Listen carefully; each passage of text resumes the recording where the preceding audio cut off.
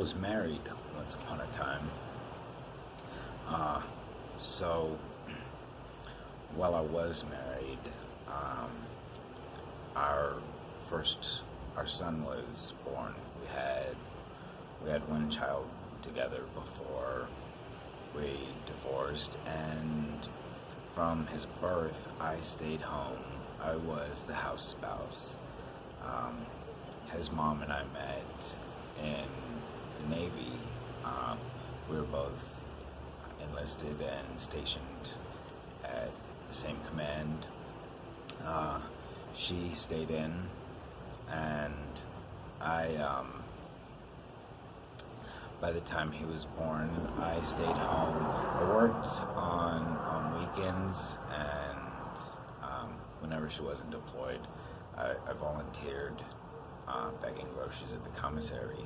So I always had bills paid, and I would bring home a little bit of extra cheese for the tacos.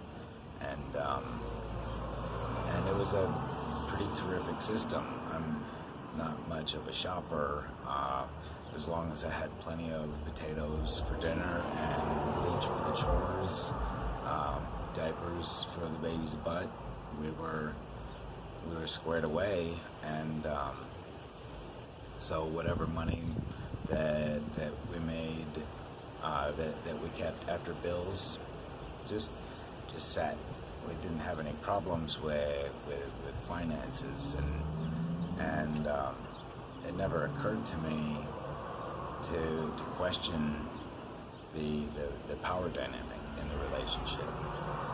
I refer to Paul speaking in Colossians. Wives, submit to your husbands. Right? That's a big verse of contention in modern times, because women's liberation, it's thought that somehow that's demeaning, without paying respect to the next verse saying that husbands should cherish their wives, and so there's this responsibility on both parts, and while I was the stay-at-home dad, raising a tiny little infant from helpless, needy little poop bag to productive member of society, well, roll up my sleeves. I'm all for that challenge. It starts with teaching him how to wipe his own backside, and it ends with the day that he says, "I love you, Dad. I'm moving out." I'm pushing him to get his HVAC certification. Anything non-college related, get a trade. I have 2 college degrees, and they're not really the most relevant in the job market.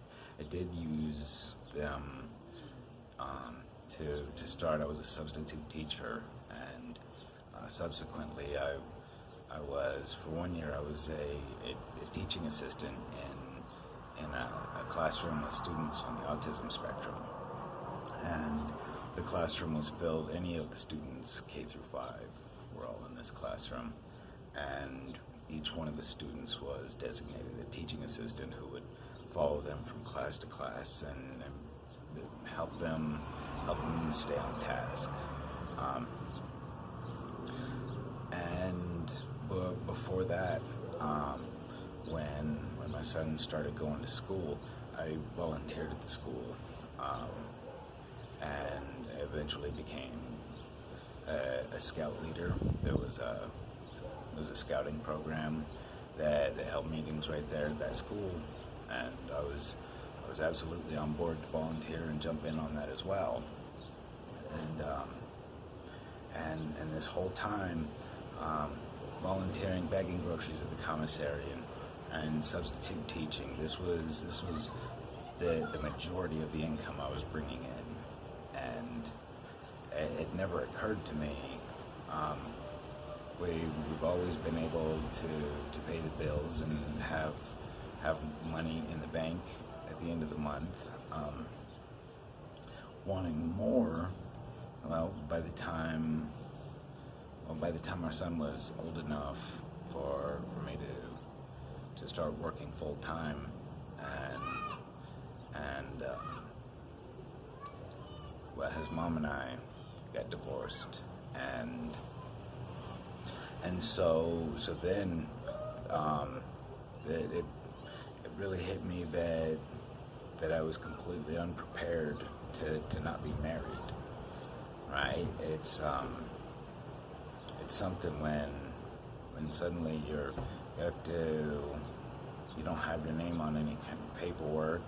Your resume is it looks like something still in high school,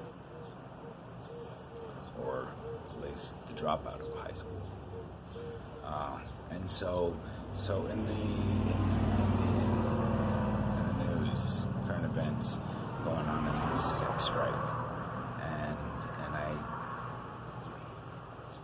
I wonder, it's led by someone who's married, and the first thing I thought is the submissive spouse, right? It says wife. There weren't the men did the fishing and the building, and the women made the homes. So the wording there, the phrasing, always made sense to me, because like when I was the house spouse, right? I was the wife in all cultural context,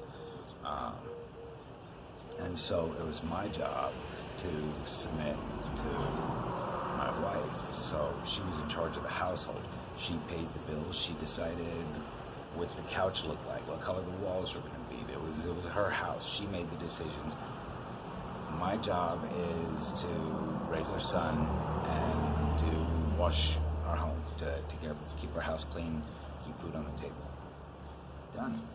Absolutely. And that's just that was the way I grew up. My mom, I would ask her for something, and when I would ask her why not, when she would inevitably say no, she would come back with my house, my rules.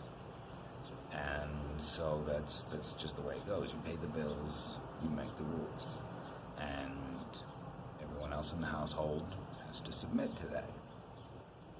It's just the way it goes, and so and the sex strike gets me wondering, like, what kind of what level of respect is in a marriage where you say, look, honey, I love you, or whatever, but there's this political agenda I have to push, which takes precedence over any kind of respect I hold for you and for our relationship. And of course, I'm divorced, so I don't really have a whole lot of footing to stand on when talking about how to make a relationship work. In fact, my current record is 0 for 4. So I'm definitely the last person to come to in this kind of conversation. But these are the thoughts that go through my head when I open up social media and I debate just removing the app from my phone so that I have more space, more memory for things that are important, like downloading memes off of other people's pages.